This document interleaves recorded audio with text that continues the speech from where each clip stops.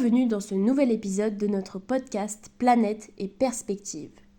Aujourd'hui, nous allons parler de Tokyo, une des plus grandes métropoles du monde, et les défis que lui impose le changement climatique. La température moyenne de la capitale japonaise est de 18 degrés, à savoir 4 degrés de plus qu'en 1900.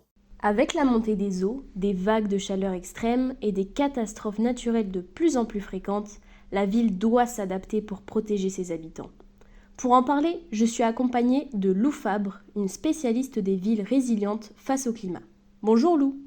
Bonjour et merci pour cette invitation. Commençons par un sujet clé, la montée des eaux et les inondations. Tokyo est une ville côtière et certains quartiers comme Edogawa ou Koto sont particulièrement vulnérables. Lou, quel est l'impact de ce phénomène pour une ville comme Tokyo ? C'est une des plus grandes menaces pour Tokyo.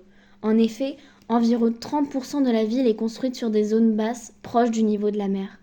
Avec le réchauffement climatique, la montée du niveau des océans combinée à des typhons de plus en plus violents pourrait provoquer des inondations majeures. Les infrastructures essentielles comme les ports, les centrales électriques ou les habitations risquent d'être touchées. Pour y faire face, Tokyo a construit des systèmes impressionnants comme le Jikan Project, un réseau souterrain conçu pour drainer l'eau et des fortes pluies. Cependant, si les précipitations continuent d'augmenter, ce genre de solution pourrait devenir insuffisant. La ville devra probablement construire des digues plus hautes et envisager des solutions plus globales, comme limiter la construction des zones inondables.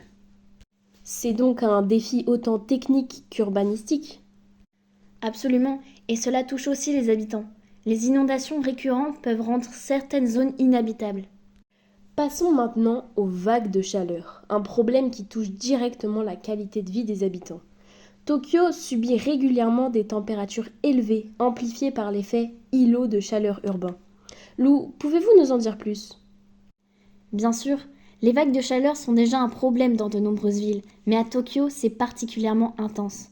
L'effet îlot de chaleur urbain, c'est lorsque les bâtiments, les routes et les matériaux comme le béton absorbent la chaleur et la libèrent lentement, ce qui rend la ville beaucoup plus chaude que les zones rurales environnantes. Avec le changement climatique, ces vagues de chaleur deviennent plus fréquentes et plus longues.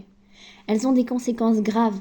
Elles augmentent les risques pour la santé, notamment pour les personnes âgées ou les jeunes enfants, et elles font grimper la consommation énergétique à cause de l'utilisation massive des climatiseurs. Et quelles sont les solutions possibles ? Tokyo a déjà commencé à réagir.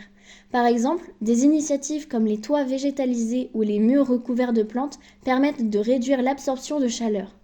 La ville investit aussi dans de nouveaux parcs urbains pour créer des îlots de fraîcheur.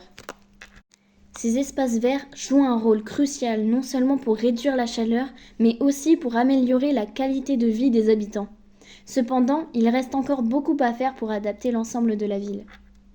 Un autre défi pour Tokyo, ce sont les catastrophes naturelles. Le Japon est déjà un pays sujet aux tremblements de terre, mais avec le changement climatique, les typhons et les pluies torrentielles deviennent également plus intenses.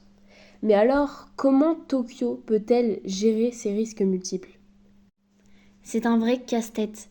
Les tremblements de terre sont une menace constante, donc les infrastructures de Tokyo sont conçues pour y résister. Mais aujourd'hui, il faut aussi tenir compte des typhons plus violents et des glissements de terrain causés par des pluies intenses.